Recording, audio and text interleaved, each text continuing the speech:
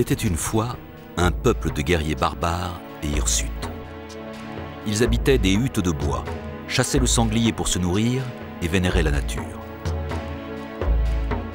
Voilà en quelques mots la représentation du peuple celte tel que le temps l'a façonné.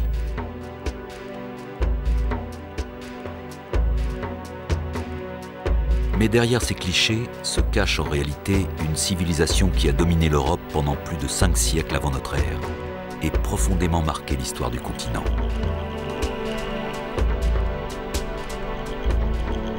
Qui étaient réellement les Celtes? Où vivaient-ils? Quelle était leur culture?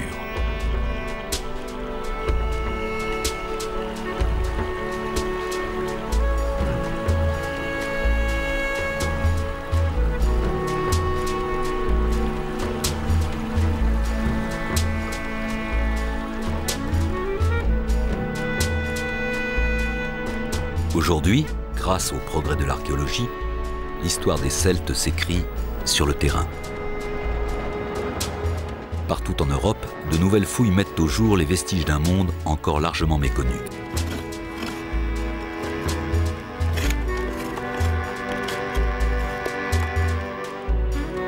Les découvertes se multiplient et mènent les chercheurs sur des pistes inédites qui contredisent les idées reçues. La culture celte se révèle bien plus vaste et sophistiquée qu'on ne l'imaginait.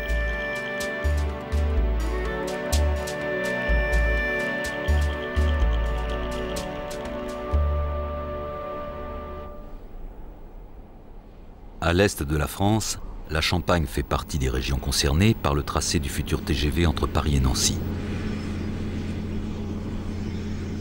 Mais cette immense saignée qui traverse les champs est pour l'instant le terrain des archéologues. Sur le sol décapé à la pelleteuse, ils cherchent les indices d'occupations anciennes. Aujourd'hui, en effet, les chantiers des autoroutes et des voies ferrées sont devenus l'une des premières sources d'informations sur le passé. D'autant que ces voies de communication modernes suivent le plus souvent de très anciens itinéraires de migration et de peuplement, empruntés par les Celtes en particulier.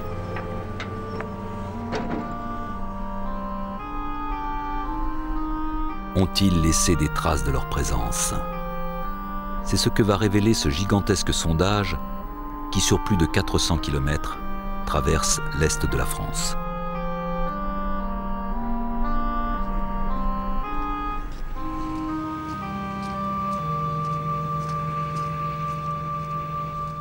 Un brouillard glacé enveloppe la plaine champenoise.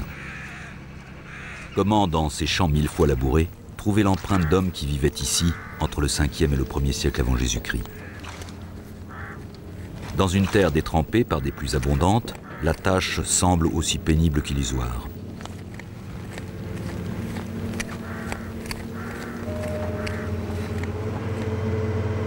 Attentifs au moindre indice, les scientifiques progressent mètre par mètre. Il s'agit d'inventorier les sites qui feront ensuite l'objet d'une fouille approfondie. Un mois plus tard, dans un paysage figé par l'hiver, les archéologues sont de retour. Ici, le site a été validé. Il est maintenant confié à une équipe de spécialistes dirigée par Lola Bonabel. Ce que cherche l'archéologue, ce sont des tombes.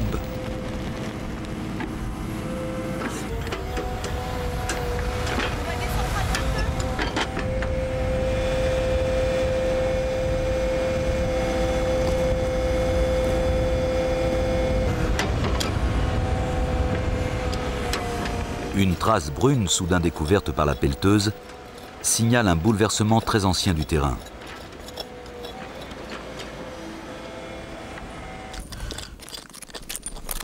Il peut s'agir d'une sépulture ou d'un simple trou occasionné par des travaux agricoles.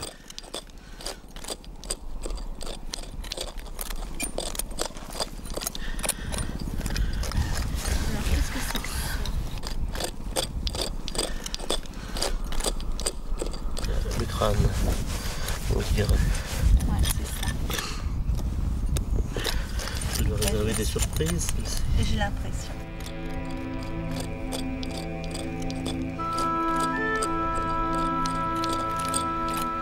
Un squelette qui dormait à quelques centimètres seulement de la surface, redécouvre peu à peu la lumière du jour.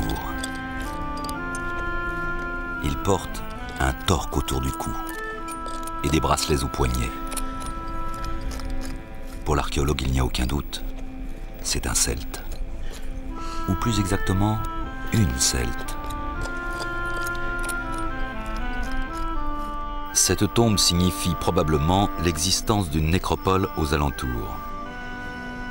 Mais avant de poursuivre la fouille, Lola veut situer sa découverte au sein d'une histoire qui s'étire sur plus de 5 siècles avant Jésus-Christ. J'ai tout un tas de cochonneries. Alors.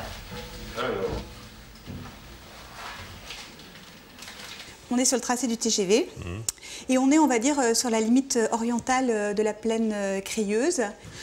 D'ailleurs, après, spécialiste incontesté de la métallurgie celtique, André Rapin est capable de dater à quelques dizaines d'années près un objet par son style. Le torque. Ici, le verdict est immédiat. Voilà, donc c'est un torque, tu vois, donc malgré les apparences, il a une torsade. Alors donc, à la différence des torsades qui sont très serrées pour tout ce qui est donc de ses ancêtres du 5e siècle, là c'est une torsade lâche, disons, avec quelques faibles tours. Mais il a quand même donc conservé aussi les caractéristiques de ces torques du début du IVe siècle, à savoir une extrémité en tampon conique. Donc c'est quand même un torque 4e. D'accord, on est encore dans le 4e, tu vois. Ok, en fait, je m'étais pas imaginé à cause du bracelet. Alors, j'aurais pensé que c'était plus récent, en fait. Voilà, donc ça c'est toujours la même sépulture, c'est la même dame. Voilà. Alors ces parures donc à 3 petites bosses sur le parcours, ce sont des parures caractéristiques aussi du IVe siècle. Donc elle a eu certainement le torque et le bracelet à peu près en même temps. Dans le dernier tiers, dernier quart du IVe siècle. Ok. Bon, si ce n'est qu'elle peut quand même avoir le bracelet de sa grand-mère. Ça, j'y crois pas du tout. Bon, d'accord. L'histoire, non, parce qu'effectivement, on a trop de cas de convergence entre... Vraiment, la parure, c'est comme l'arme, c'est quelque chose qui est une signature d'un individu, de son histoire sociale, etc. Et donc, il n'y a pas tellement d'héritage dans cette affaire-là.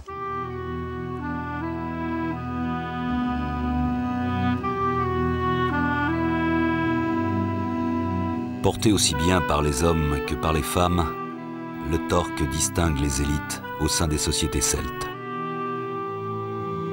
Mais sa forme et son décor parfois très riches marquent aussi l'appartenance à un clan ou à une tribu. Le torque matérialise l'identité de son propriétaire et l'accompagne toute sa vie.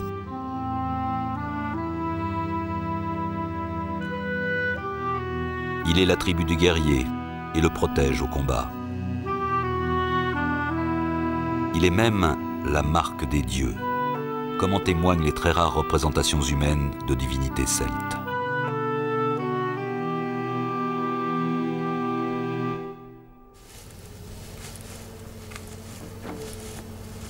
Sur le terrain, l'équipe de Lola Bonabel s'est remise au travail. Très vite, une deuxième tombe est mise au jour. Cette fois, l'individu, vraisemblablement de conditions plus modestes, ne porte aucune parure.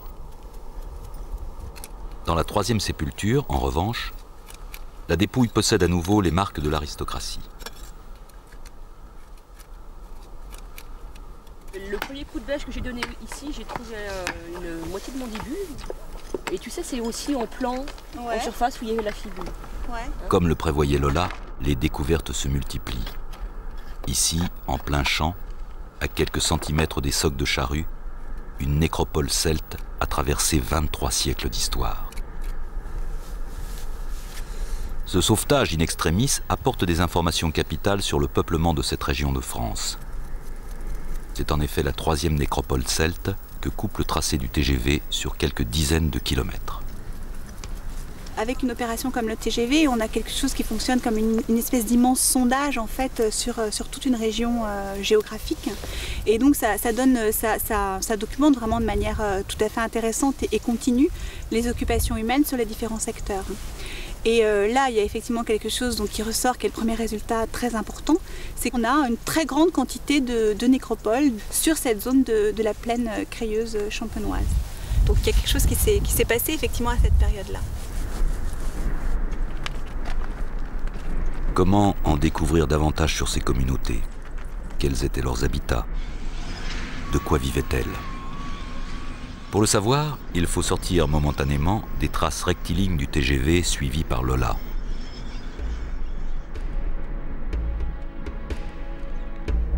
Il existe en effet un nouveau moyen d'investigation qui permet de répondre à ces questions, l'archéologie aérienne. Les dessins qui apparaissent parfois dans les champs au printemps sont les empreintes des aménagements réalisés par l'homme en des temps très anciens. Ils tracent les contours des habitats dans lesquels vivaient les communautés celtes. Ces observations, complétées par les fouilles au sol, permettent aujourd'hui de reconstituer les édifices et d'imaginer leur mode de vie.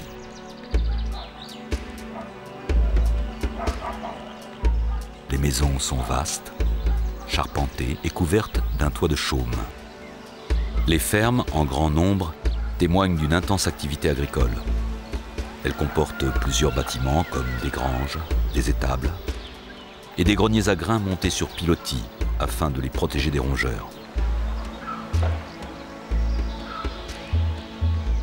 Loin des huttes de bois et de la chasse aux sangliers, ces communautés menaient au contraire une existence confortable et essentiellement tournée vers l'agriculture et l'élevage.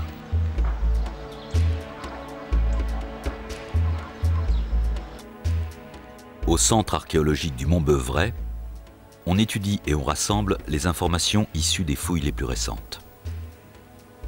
Ici, les historiens rectifient les récits du passé et recomposent l'image du peuple celte. Mais ils se retrouvent aussi confrontés à un monde qui s'avère de plus en plus complexe et génère de nouvelles questions. Lorsque j'étais jeune, on me disait « les choses sont simples ». Il y a eu, depuis la préhistoire jusqu'à la fin du premier âge du fer, des populations qui sont succédées, on ne sait pas quoi. Et vers 500-450, les Celtes arrivent. Voilà, les Celtes arrivent, ils déboulent, ils sont là, et puis la civilisation va changer, on a de nouveaux instruments. Bon, nous savons que c'est faux. Mais ça, c'est le gain de même pas une génération. Maintenant, les Celtes, on sait que certains d'entre eux sont arrivés plus tôt à certains endroits. Quand exactement, on l'ignore. Et surtout, on se rend compte de la complexité du phénomène. Il n'y a pas les Celtes. Il y a une série de peuples avec une origine probablement commune, mais qui sont allés dans tous les sens, selon les endroits, y compris vers la Méditerranée, y compris vers l'Asie mineure. Quelle était l'étendue du monde celte? Jusqu'où trouve-t-on leurs traces? La piste aujourd'hui ressurgit en Hongrie, à l'autre bout de l'Europe.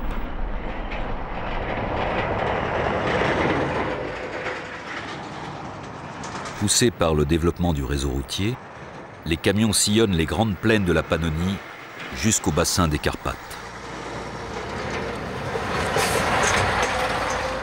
Ici aussi, les archéologues explorent le terrain avant qu'il ne soit définitivement recouvert par la future autoroute.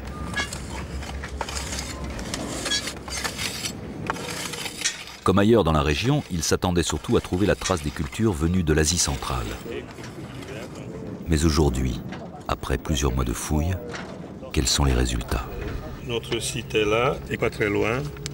Le musée de Miskolc a fouillé une nécropole du IIIe siècle. Donc dans cette zone, il y a beaucoup de traces celtes à partir du IIIe siècle. Ce qu'on trouve ici, c'est beaucoup de fragments de calcaire. Des fragments de calcaire pour la fonte. Pour la fonte. Donc il y a les éléments qui évoquent la sidérurgie. Donc ce qu'il faut comprendre ici, nous sommes pas très loin des montagnes où il y a des gisements de fer, cuivre. Donc visiblement, c'est un site très bien choisi pour la période celtique.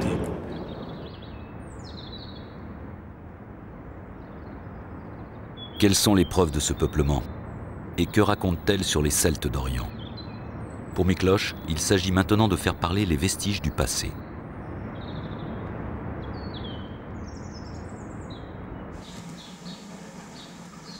La plupart des indices sont emprisonnés dans ces blocs de terre issus de la nécropole.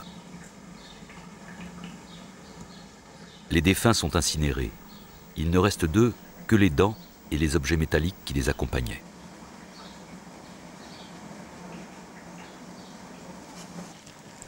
La fouille des tombes se fait essentiellement en laboratoire. Délicatement prélevées, les pièces sont nettoyées et traitées contre l'oxydation. Une fibule, un morceau de bouclier. Les dernières découvertes témoignent d'un monde comparable à celui des Celtes de l'Europe de l'Ouest.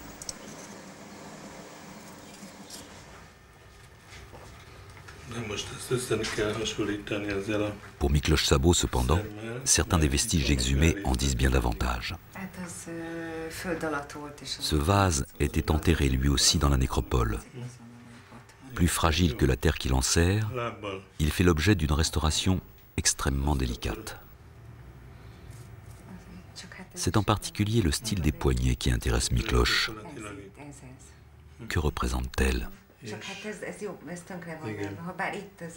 Après plusieurs semaines d'une reconstitution complexe, l'archéologue peut enfin comparer le résultat avec les hypothèses élaborées pendant la fouille.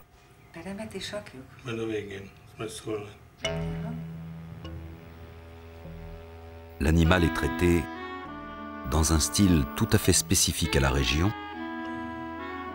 mais la forme du museau et des dents trahissent la morphologie du sanglier.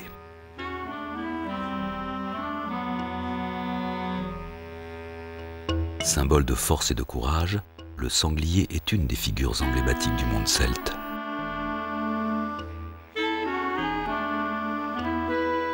Cette découverte confirme l'existence d'un foyer original de culture celtique. Une nouvelle communauté qui se distingue par le style de ses créations. Il y a les zones qui étaient complètement inconnues pour la période celtique, comme justement la Grande Plaine hongroise.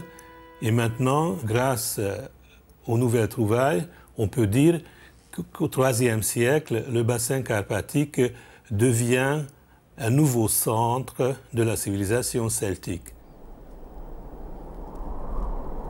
De semblables découvertes, un peu partout en Europe, permettent aujourd'hui de mieux cerner l'étendue du monde celte. Originaires des profondeurs de l'Europe occidentale, les Celtes commencent véritablement leur expansion au 5e siècle avant Jésus-Christ. Par vagues successives, ils s'implantent au-delà du Rhin, dans le bassin du Danube. Ils descendent vers l'Aquitaine et l'Italie. Ils entrent en contact avec les autres civilisations du monde antique. Les Grecs les appellent Celtes, les Romains parlent des Gaulois, mais tous désignent le même peuple en voie de conquérir l'Europe.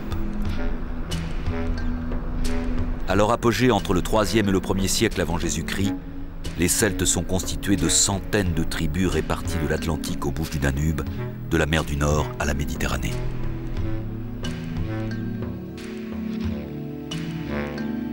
Au cœur de cette prodigieuse expansion, il y a le guerrier celte.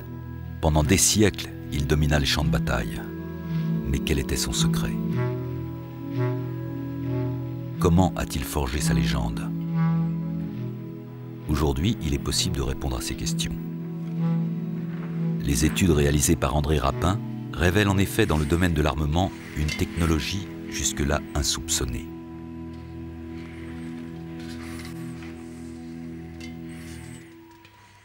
Les Celtes, au moment de leur expansion maximum en Europe, ont développé un équipement qui est un équipement de pointe dans l'Antiquité. Et ce n'est pas par hasard si à ce moment-là, donc ils ont une expansion territoriale qui va de la Turquie à l'Atlantique ou de l'Angleterre au centre de l'Italie ou en Ibérie, etc.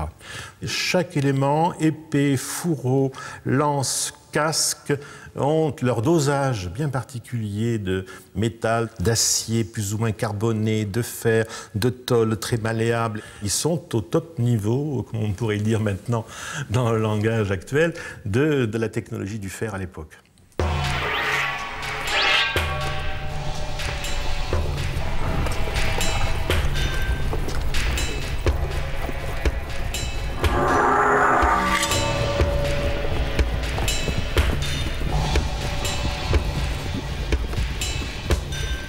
Ni les Romains, ni les Grecs ne savent faire ces fourreaux métalliques qui sont donc des choses très difficiles à réaliser. Ces gouttières un peu ruinées que vous avez ici sont destinées à pincer de part et d'autre les tranchants de l'épée en laissant le fil naviguer à l'intérieur du tube du sertissage des deux plaques du fourreau à 1 millimètre près sans que le fil ne s'émousse. C'est une précision qui étonne encore les forgerons actuels qui s'essayent à se refabriquer ces objets-là, tellement donc ça exige de précision et de maîtrise, non seulement de maîtrise d'habileté, mais de maîtrise au niveau de la préméditation, de la fabrication du métal de base qui va servir à fabriquer tout cela. Il y a des réalisations techniques comme la chaîne, par exemple, qui est une chaîne destinée à suspendre l'épée sur le côté droit, et chaque maillon est conçu de telle sorte que la moindre rotation vers la droite va soulever tout l'ensemble qui va devenir raide. Et ce raidissement va empêcher l'épée de se balancer dans les jambes de quelqu'un qui court le plus vite possible.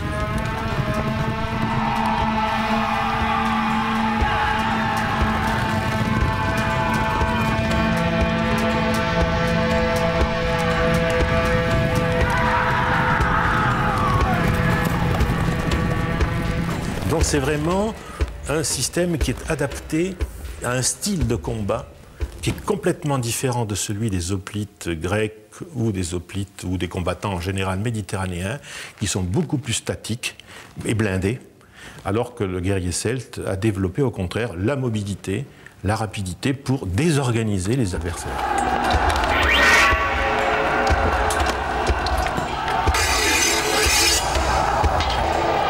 C'est aussi l'équipement défensif qui avantage le guerrier celte.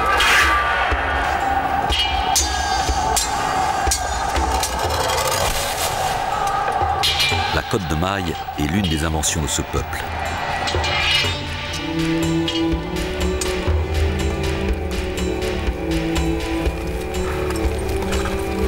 En s'attaquant au monde méditerranéen, les Celtes ont scellé leur réputation de barbares.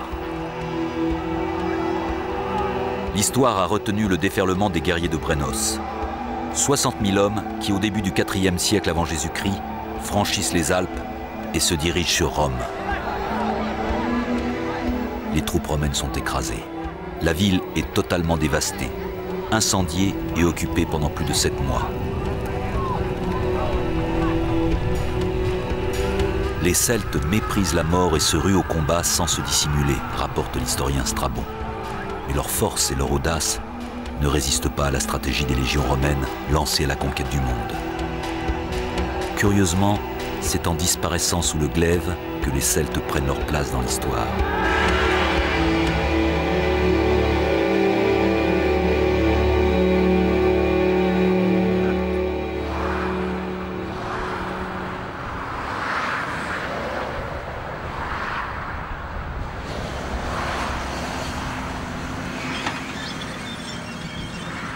Sur le chantier du TGV, les fouilles touchent maintenant à leur fin.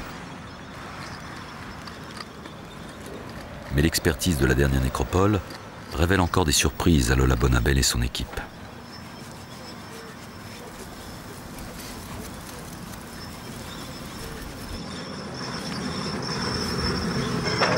Tu t'es débarrassé de tes os, là t'as encore des os qui se baladent voilà. ou pas? Ouais, il y a des coudes. Ce que j'aimerais savoir, ça c'est en place. J'aurais bien aimé voir si on pouvait pas trouver le crâne pour montrer bien la superposition de Ça crâne serait dessus. sympa, ouais. C'est ça que je voudrais faire en Ouais, fait. ouais. On va avoir son thorax ici. Et tu pensais avoir le crâne là, Je c'est pense ça? l'avoir à peu près ici, ouais, normalement. C'est un peu curieux. Ça serait peut-être pas le même alors.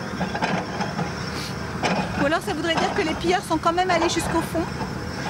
Peut-être qu'ils ont récupéré Apparemment, un non, torse. c'est clair. Ok. Que s'est-il passé réellement?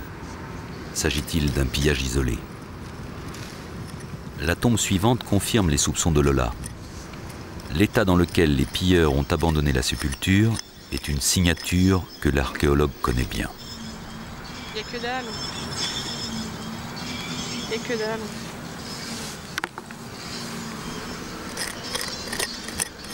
On a le résultat caractéristique du pillage 19e.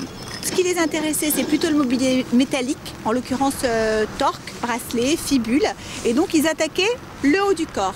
Donc en général, sur ce type de tombe, on retrouve le bas du corps et les vases, et éventuellement les dépôts alimentaires en place. C'est une période en fait où les Gaulois sont très en vogue. C'est dans une logique politique générale. Il y a déjà le romantisme, donc tout ce qui va être lié au passé, aux ruines, à l'ancien, etc. Et puis il y a aussi tout ce qui est lié à l'identité nationale, les discours sur les origines politiques, et donc une espèce de volonté de voir dans le peuple gaulois le vrai peuple ancêtre du français en fait.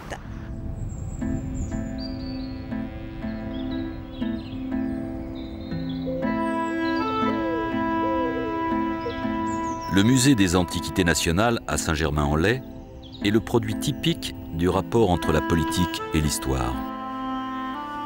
Voulu par Napoléon III, grand partisan du peuple gaulois, il conserve les collections rassemblées au XIXe, un assemblage hétéroclite d'objets à la gloire du peuple fondateur.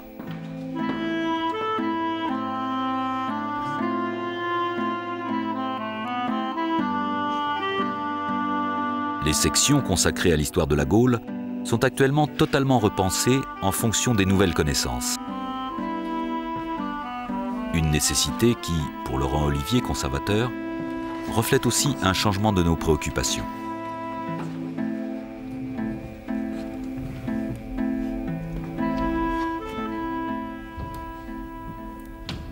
L'archéologie gauloise, celtique, c'est quelque chose qui se développe spécifiquement à la fin du XIXe siècle. Et en France, en particulier, l'importance des Gaulois dans l'imaginaire collectif devient très très important à ce moment-là. On fait référence aux Gaulois dans les origines de l'identité française. Donc ça, c'est quelque chose qui s'enracine dans le XIXe siècle. On voyait beaucoup les sociétés du passé comme possédant leur propre culture, leur propre langue, leur propre manifestation matérielle. Et aujourd'hui, après l'effondrement du mur de Berlin, après la fin de la guerre froide, plus personne n'envisage les nations dans un cadre spécifiquement ethnique, comme on le voyait à la veille de la guerre de 14, par exemple. Ce qui fait que notre regard sur le passé change.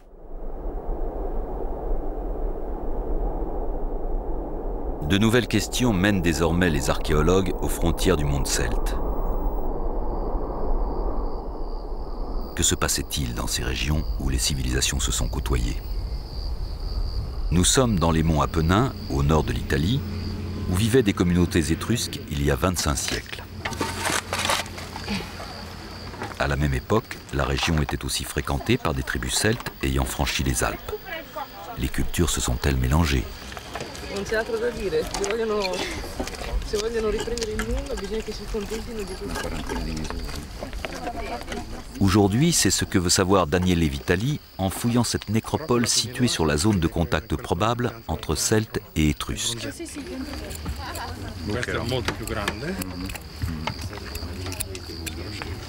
Poi c'è l'asse di legno che è sopra lo scheletro e bisogna vedere se passa sotto i vasi o se è sopra i vasi.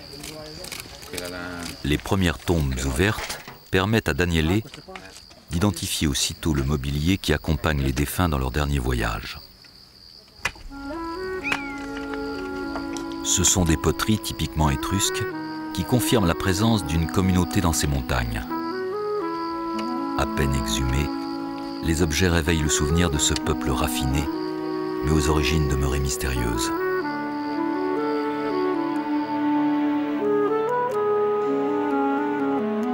Ils apparaissent au 8e siècle avant Jésus-Christ en Toscane, où ils fondent une civilisation brillante et commerçante qui rayonne sur la péninsule italique. Importées des différentes régions d'Étrurie, ces pièces témoignent de la richesse de la communauté installée dans la région. Elles révèlent aussi toute la finesse d'un art souvent figuratif, coloré.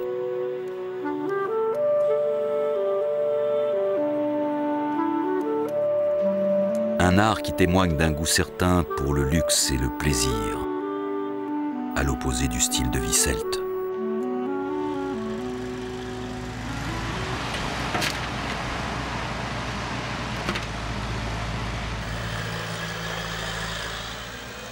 Comment imaginer alors que les deux cultures se soient mêlées? La réponse est dans la tombe numéro 5. Elle est sûrement une tombe des femmes, parce qu'il y a un schifos, donc un bol avec 2 anses, qui est typique des tombes des femmes. On ne les trouve jamais dans les tombes des hommes. L'immobilier il est assez complexe, donc il y a un grand vase qui contenait du vin. Et puis il y a des bols, des gobelets, des assiettes avec beaucoup d'offrandes alimentaires. Donc c'est un mobilier riche. Et l'élément unique, c'est qu'elle a un fibule celtique. Donc il faudrait savoir pourquoi. C'est toutes des questions qui restent ouvertes. C'est l'étude globale de la nécropole qui ira nous donner des réponses.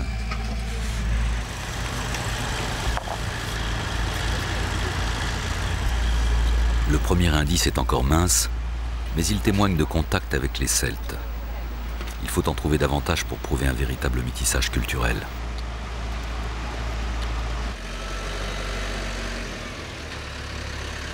Cette découverte relance la fouille et impose d'employer les grands moyens. Il s'agit de décaper toute une partie du terrain proche de la 5e tombe. C'est Venturino qui dirige la pelleteuse. Ancien berger, Venturino a passé la moitié de sa vie à parcourir ces montagnes.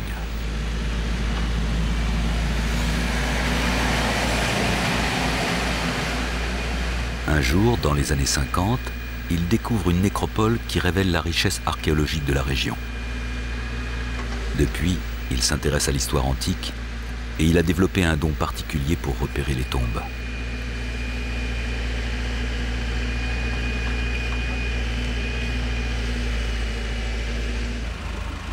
Un mystérieux savoir de sourcier qu'il met au service des recherches de Daniele.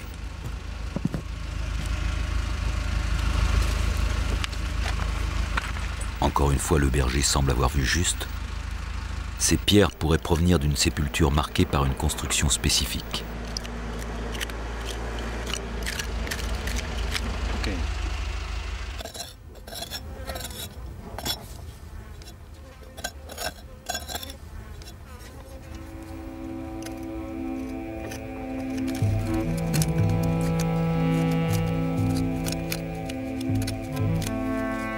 Après 2 jours de fouille, c'est un guerrier celte avec tout son armement qui est mis au jour grâce à Daniele.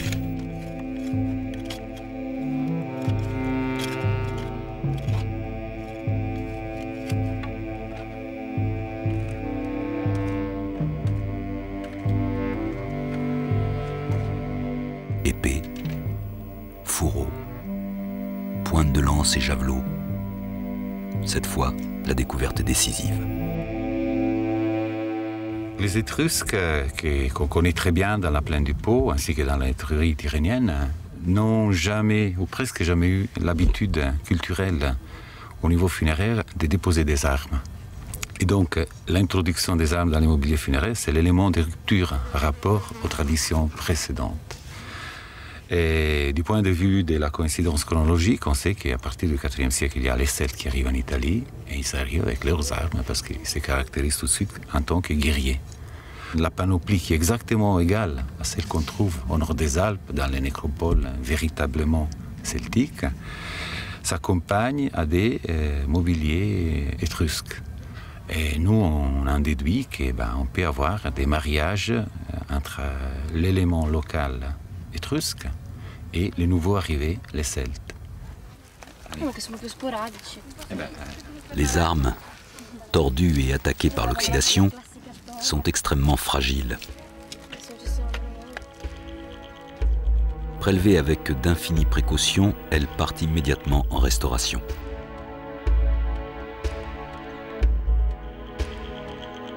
Les armes celtes trouvées dans les tombes sont toujours sacrifiées car elles n'appartiennent qu'à un seul guerrier, toute sa vie.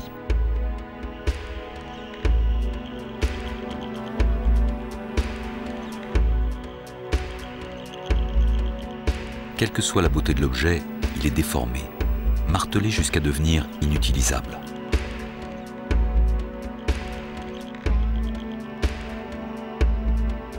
En territoire étrusque, le rite celte est respecté et prouve l'union des traditions culturelles jusque dans la mort. Le mariage est maintenant consommé.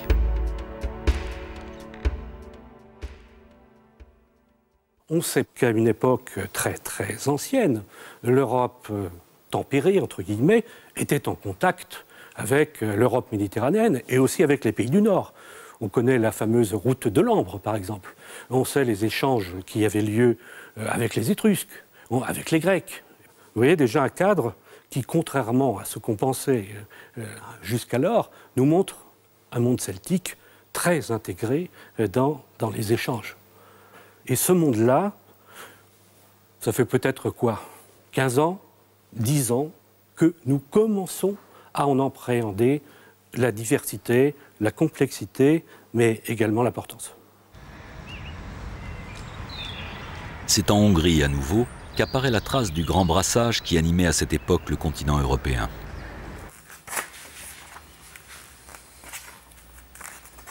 La preuve du mariage entre les cultures celtes et étrusques, révélée par Daniele, ressurgit ici sous la forme d'un bracelet au décor fabuleux.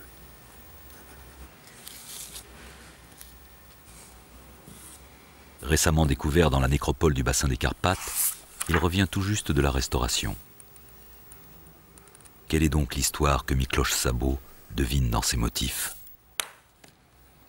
Les Celtes du IVe siècle apprennent beaucoup de choses d'Italie, parce que là, il y a des contacts avec les ateliers étrusques, il y a même les ateliers italo-celtiques. Donc, les motifs végétaux étrusques ont été adaptés par les Celtes au IVe siècle.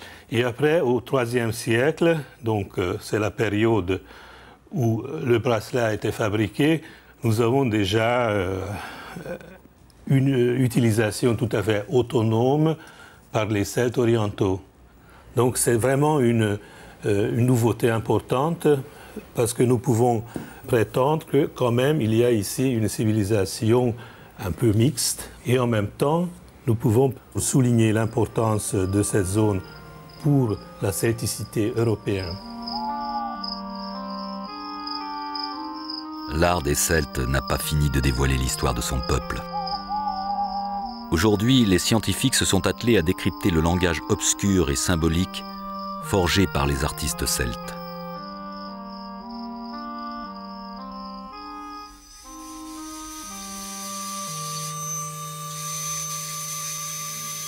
Vers quel monde encore inconnu nous conduit-il ?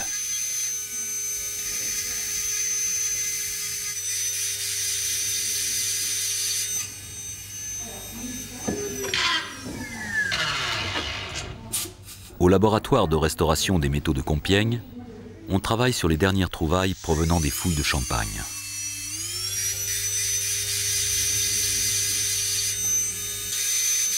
Il s'agit d'un fourreau d'épée.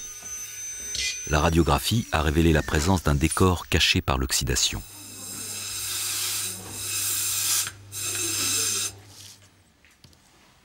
Ces motifs, parfois très complexes, sont fréquents sur l'armement celte. Ils sont longtemps demeurés des énigmes pour les archéologues. Que représentent-ils? Ont-ils même un sens?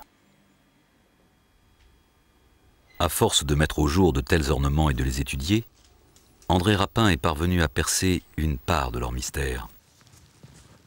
Les dernières trouvailles issues des fouilles de sauvetage confirment de façon exemplaire ces théories.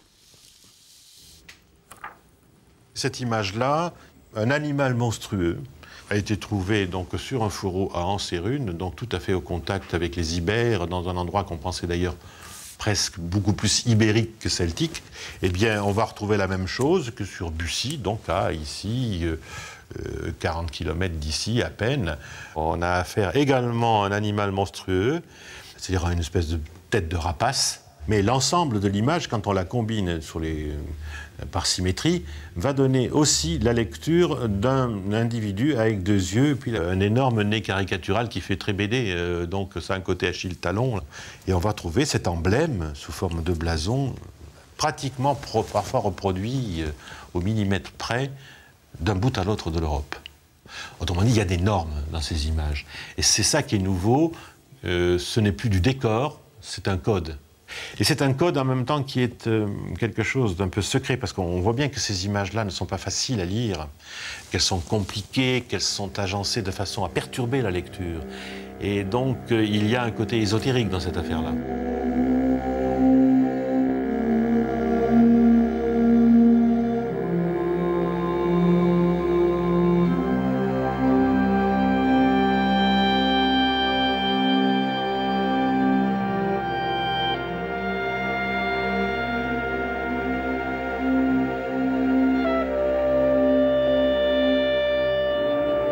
De France en Hongrie, on s'applique désormais à décoder l'art sacré des Celtes et à pousser les portes de ce monde où résident les divinités. On comprend maintenant l'iconographie celtique, les éléments iconographiques comme le masque humain, comme les éléments végétaux, la feuille de gui, ou les éléments animaliers comme le griffon, le dragon, des oiseaux fantastiques. Donc nous avons maintenant un répertoire iconographique pour pouvoir expliquer les représentations de type religieux des Celtes. Alors si on compare le décor des fourreaux des Celtes avec la statue grecque classique ou hellénistique, on constate une différence fondamentale. Les Grecs représentent leur divinité comme les êtres humains. C'est quelque chose qui est impossible pour les Celtes, parce que pour les Celtes, l'image divine, c'est une image cachée dans une représentation ambiguë.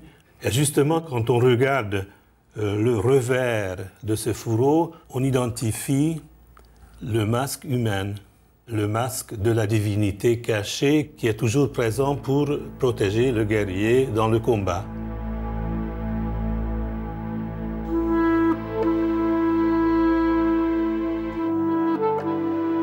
Dévoilé, le visage secret du monde celte semble maintenant surgir de partout. Inquiétant et solitaire, comme sur ce casque trouvé en Italie du Nord.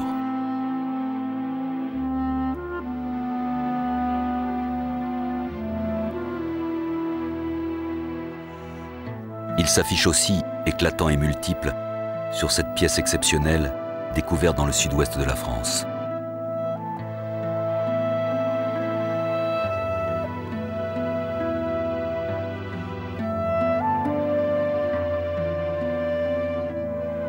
Constitué à la base d'une coque de fer portant un décor en bronze, le casque a été entièrement couvert d'or et incrusté de corail.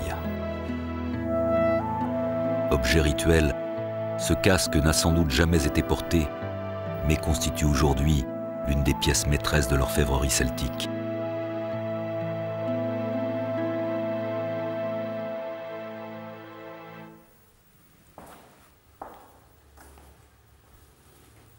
Mais pour qui un tel luxe? Quelle puissance se cache derrière cette ostentation? Fidèles au jeu des énigmes, les Celtes ont peut-être camouflé la réponse dans cette pièce destinée à protéger la joue du guerrier. C'est une pièce particulièrement importante et qui donne certainement une partie des clés de la compréhension de l'objet. Le décor est extrêmement riche, comme on peut le voir, mais surtout nous avons ici cette petite pièce en or dans ce jour qui est en fait un fil d'or enroulé, mais qui représente un serpent avec une tête monstrueuse, c'est-à-dire une tête avec des cornes de bélier, un grand mufle de carnassier, des naseaux énormes, des yeux dilatés.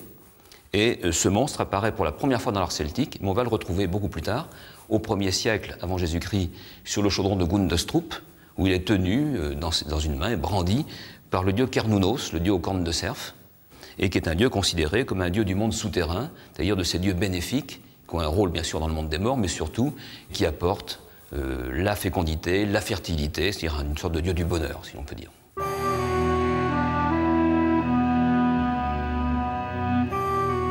Originaire des Bouches du Danube, à l'autre bout de l'Europe, ce chaudron prouve l'existence de dieux communs à l'ensemble de la culture celte.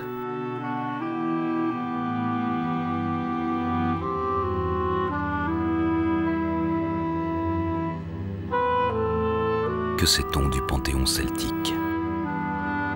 les représentations connues nous entraînent dans un monde complexe, peuplé d'animaux étranges, qui côtoyaient probablement une foule de divinités locales.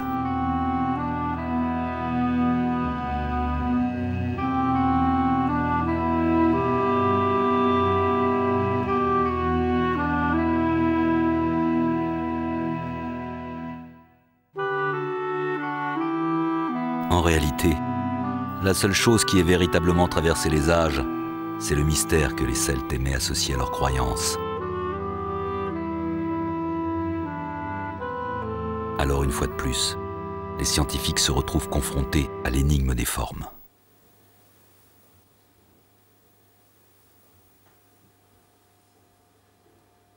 Mais quand un objet livre enfin son secret, il touche aux sphères universelles du savoir. Ce petit disque de bronze, trouvé en Champagne, est l'un des objets les plus mystérieux produits par les Celtes. C'est une phalaire, destinée à orner les chars des aristocrates. Une science se cache peut-être derrière l'étrange géométrie de ces motifs. Mais laquelle? Cette question a occupé Jean-Loup Flouest pendant plusieurs années. Aujourd'hui, il prouve combien on a sous-estimé les connaissances détenues par les Celtes. La personne qui a réalisé ça, en effet, maîtrise très très bien toutes les techniques de découpage du cercle. On arrive à quelque chose comme 190 cercles et arcs de cercle nécessaires pour tracer tous les éléments de cet objet. Donc c'est vraiment un travail de conception en amont de la réalisation de la pièce qui est énorme. D'où peuvent venir ces connaissances mathématiques au 5e siècle en Champagne? Vraisemblablement des échanges intellectuels parmi toute une élite scientifique qui fréquentait tout le bassin de la Méditerranée. Celui qui vient à l'esprit tout de suite, c'est Pythagore. Dans l'enseignement de Pythagore, il y avait une figure géométrique composée des nombres initiatiques 8 et 27. Or, cette résille est composée de 27 cercles. Et puis, le fond du décor lui-même est découpé en 8. Donc, on retombe sur ces éléments de la numérologie pythagoricienne. On sait que les druides, donc, qui représentent ces intellectuels du monde celtique, les druides étaient considérés par les latins, comme Cicéron, par exemple, comme étant des pythagoriciens. Ce sont les druides qui détenaient la connaissance. Elle touchait aux mathématiques, mais aussi à l'astronomie, à l'anatomie et à la philosophie. Tout ce que l'on sait de ces prêtres savants nous vient des textes grecs ou romains.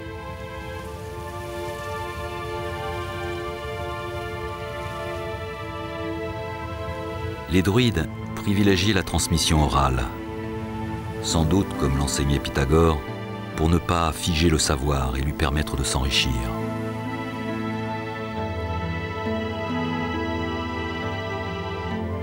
L'exercice de la mémoire faisait partie des principes d'une très longue éducation. Tout le monde avait accès à la fonction de druide, mais à condition de suivre un enseignement qui pouvait durer plus de 20 ans.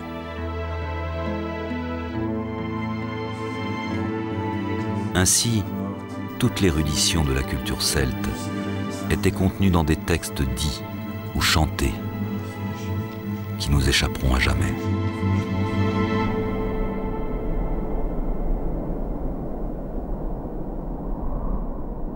L'archéologie, elle, poursuit son œuvre. Régulièrement, de nouveaux objets viennent questionner les scientifiques.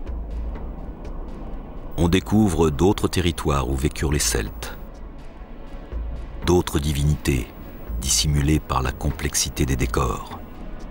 En revanche, en l'absence d'écriture, on ne sait toujours pas précisément la ou les langues que parlaient les peuples celtes d'un bout à l'autre de l'Europe. Et c'est précisément dans ce vide laissé par la parole que vit encore la légende des Celtes.